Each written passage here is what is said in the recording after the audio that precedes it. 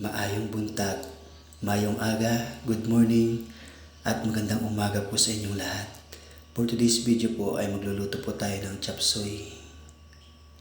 Yan na po ang ating finished product. At syempre mayroong partner yan na pritong isda o barakuda kung tawagin. Yan, tingnan nyo naman guys kung gaano kasarap ang ating chop suey. Siyempre meron tayo dyan carrots, cauliflower, bagyo beans, Chinese pechay, at meron din tayong cabbage. At siyempre yung ating bell pepper. Umpisa na po nating balatan ang ating sayote, carrots, at hiwain ang iba pang mga gulay.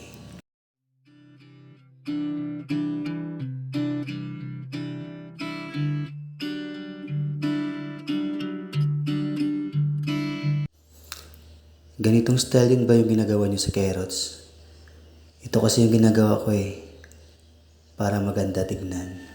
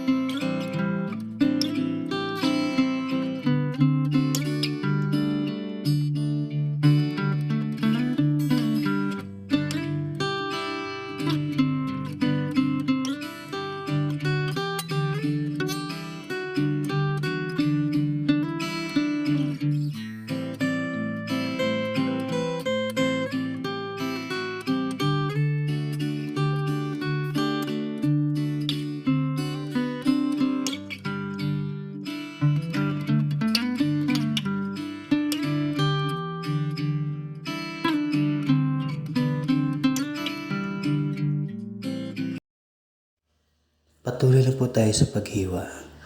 Ang next po natin is yung Chinese pechay. At meron din po tayo diyang cabbage na hihiwain na rin natin. Tapos isunod natin yung ating bell pepper.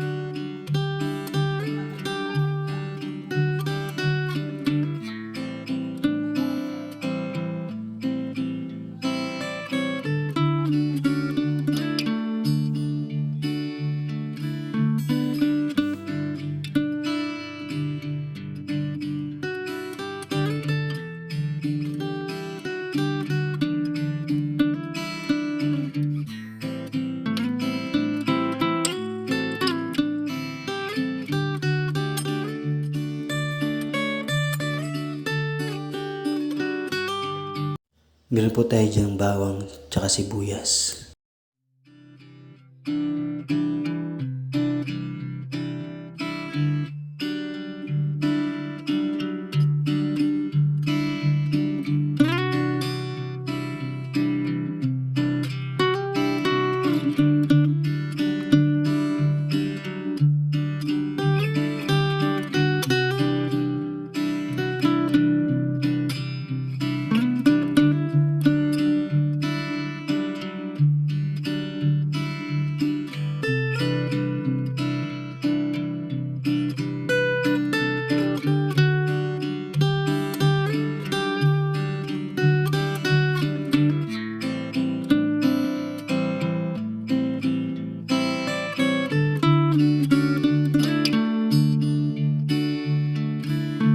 Meron po tayong pork belly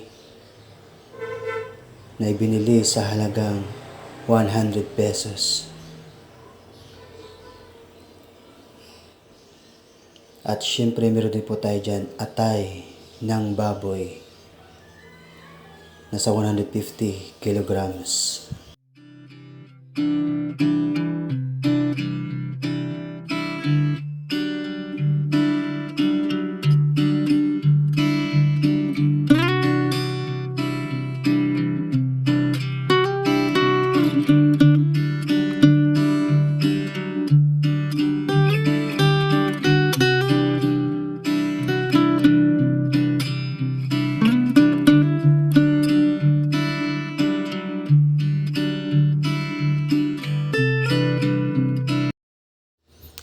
Nagisa na pala ako dyan ng bawang tsaka sibuyas.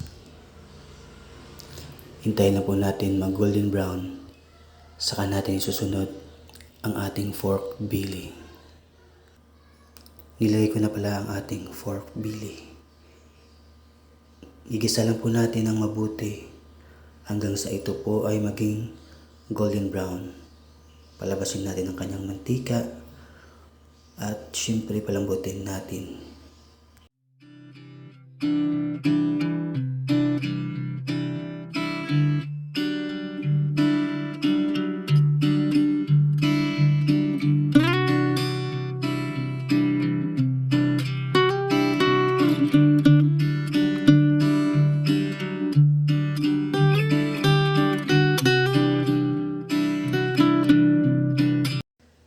Nilagay ko na pala ang atay ng baboy.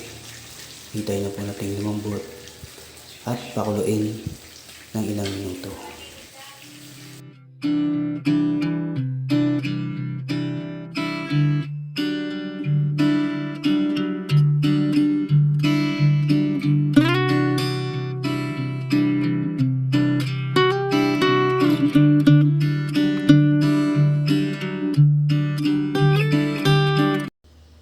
Pagkalipas ng ilang minuto, ilalagay na po natin ang ating mga gulay.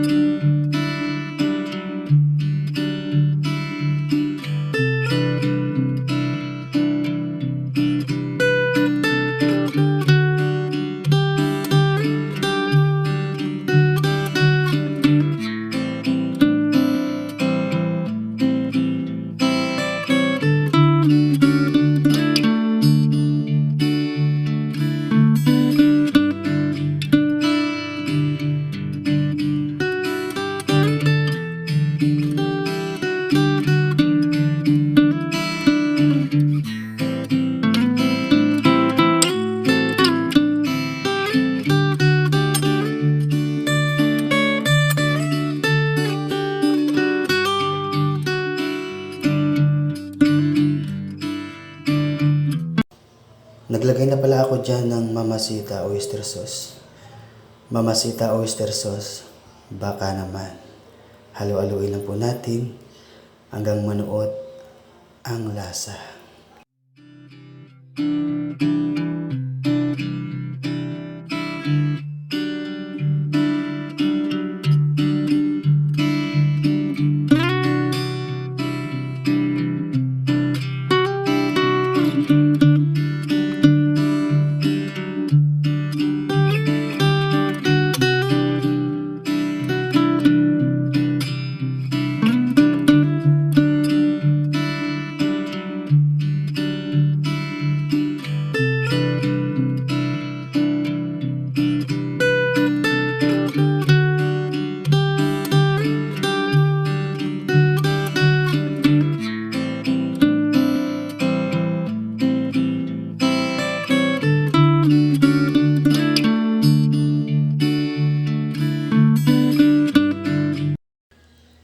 Pagkalipas ng ilang minuto, luto na po ang ating chop suey.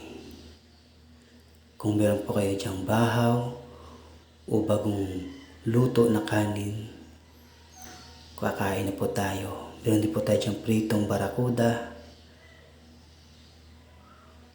Yan, ready na po ang ating chop suey with barakuda. Ano pang hihintay nyo? Kainan na! Salamat sa panonood guys. Bye-bye and God bless.